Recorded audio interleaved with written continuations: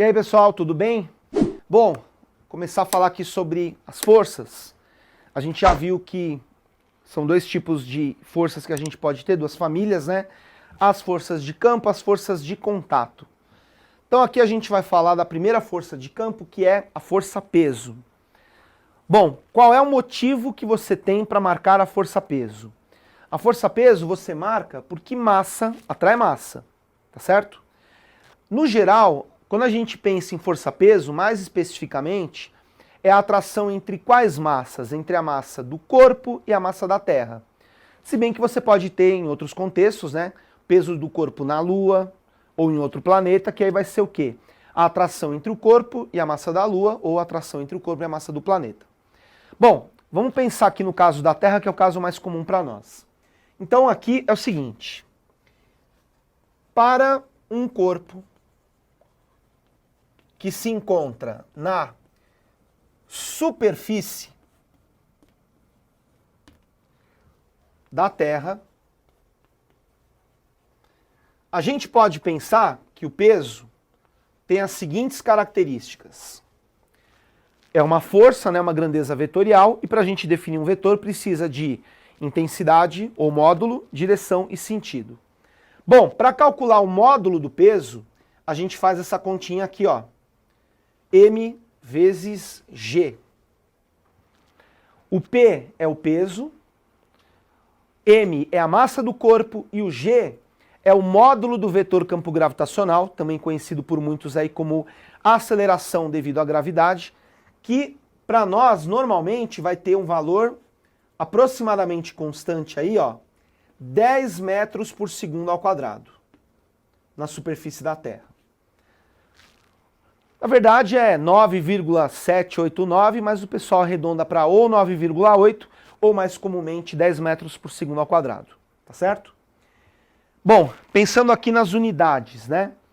Peso você calcula em newtons, no sistema internacional, massa em quilogramas, e o G a gente já viu, metro por segundo ao quadrado.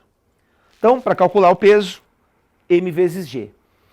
E essa força-peso você vai marcar no objeto sempre em que direção? Na direção vertical.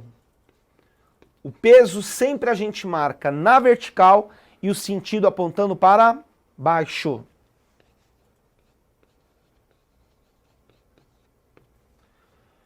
Então, num corpo que está na superfície da Terra, para calcular o peso você faz mg, massa vezes a gravidade, que normalmente é 10, e você sempre desenha vertical para baixo. Pergunta, nós já vimos que força nunca vem só, sempre vem em pares. Bom, quem é a reação do peso? Gente, só pode ser outro peso, tem que ter a mesma natureza. Então, o que acontece é o seguinte, está aqui o nosso planeta, por exemplo, Terra, está aqui o objeto. A gente marca o peso porque a Terra atrai o corpo.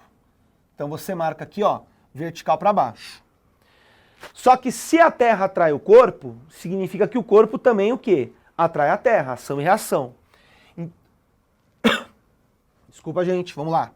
Então significa que a reação do peso é um outro peso que está lá no centro da Terra, tem mesma intensidade, tem mesma direção, sentido contrário, certo? Vêm aos pares, são simultâneos, têm mesma natureza, estão em corpos diferentes.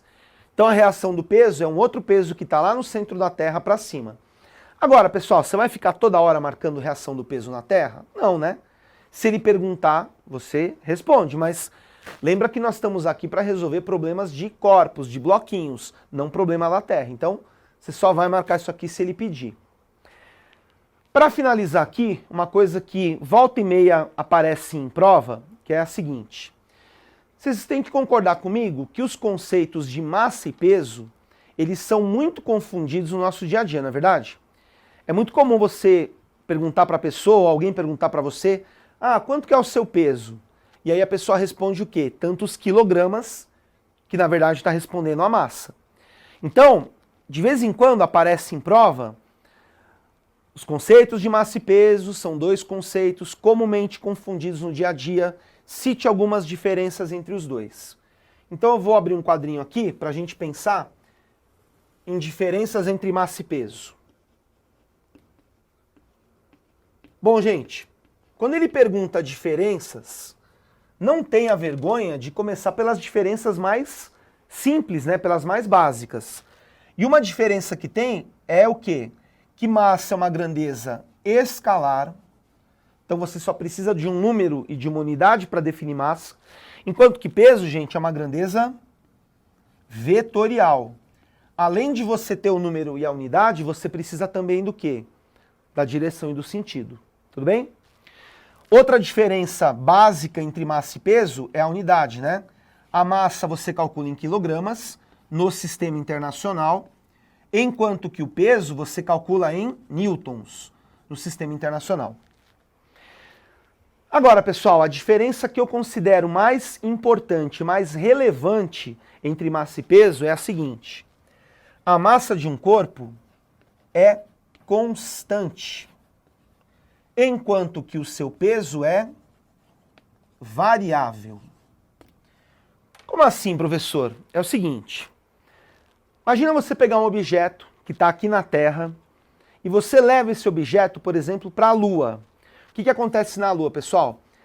A gente sabe que a gravidade na superfície da Terra é aproximadamente 10 metros por segundo ao quadrado.